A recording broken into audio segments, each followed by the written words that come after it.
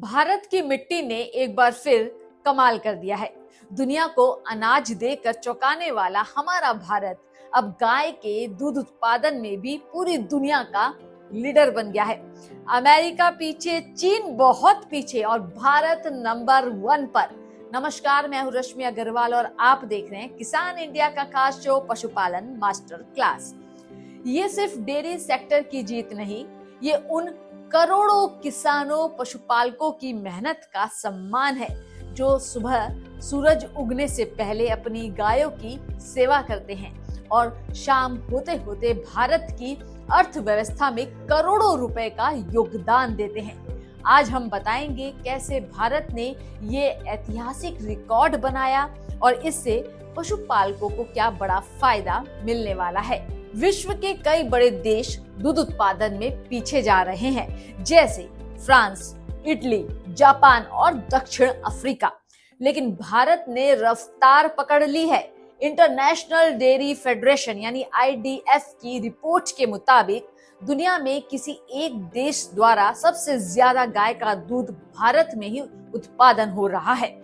European union भले ही 27 देशों के साथ कुल ज्यादा दूध बनाती है, लेकिन एक देश की बात करें तो भारत नंबर 1 पर है। भारत में दूध उत्पादन के आंकड़े 2024-25 कुल दूध उत्पादन 24.8 करोड़ टन, गाय के दूध का कुल हिस्सा 53.60%, भैंस के दूध का हिस्सा 43.15%, संकर नस्ल की गायों से उत्पादन 30.80%, देसी नस्ल की गायों से 11.20%, विदेशी नस्ल की गायों से 1.89%, नॉन डिस्ट्रिक्ट नस्ल 9.67%।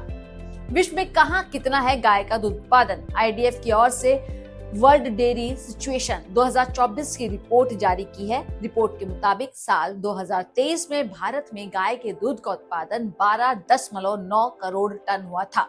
हालांकि यूरोपीय यूनियन में 15.4 करोड़ टन गाय के दूध का उत्पादन हुआ है, लेकिन यूरोपीय यूनियन में 27 देश शामिल हैं, तो इसलिए भारत को गाय के दूध के बड़े उत्पादक के रूप में देखा जा रहा है। वहीं US में ये आंकड़ा 10 करोड़ टन का है, जबकि चीन में 42 लाख टन गाय के दूध का उत्पादन हुआ है।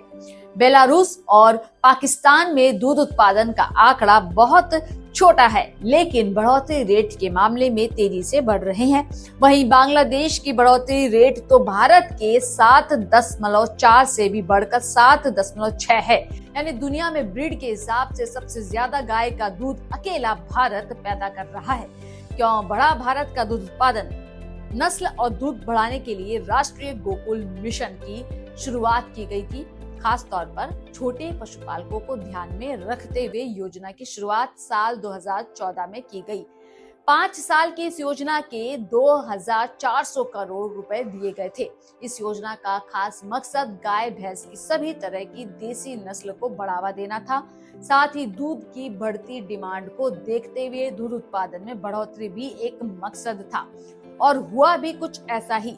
सरकारी आंकड़े बताते हैं कि साल 2013-14 में दुधारू पशुओं की संख्या 8.4 करोड़ थी। साल 2021-22 में ये आंकड़ा 12 करोड़ पर पहुंच गया था। वहीं गौ पशु दूध उत्पादन साल 2014-15 में 3.5 करोड़ टन के मुकाबले 2024-25 में 13 करोड़ टन हो गया है। किसानों और पशुपालकों को कैसे मिल रहा फायदा? दूध उत्पादन बढ़ा है तो जायज है कि आपकी आय भी बढ़ी। संकर और देसी नस्ल में सुधार और दूध की क्वालिटी बेहतर, RGM और डेयरी योजनाएं, सस्ते दरों पर पशुधन सुधार, कोल्ड चेन और डेयरी प्रोसेसिंग बढ़ी है, स्थिरता आई है बाजार में, महिलाएं डेयरी बिजनेस से जुड़ रही हैं, ग्रामीण आय दोगुनी करने में मदद। भारत का नंबर 1 बनना सिर्फ एक आंकड़ा नहीं, ये हर उस किसान की जीत है जिसकी सुबह गौशाला से होती है और शाम दूध की बाल्टी से।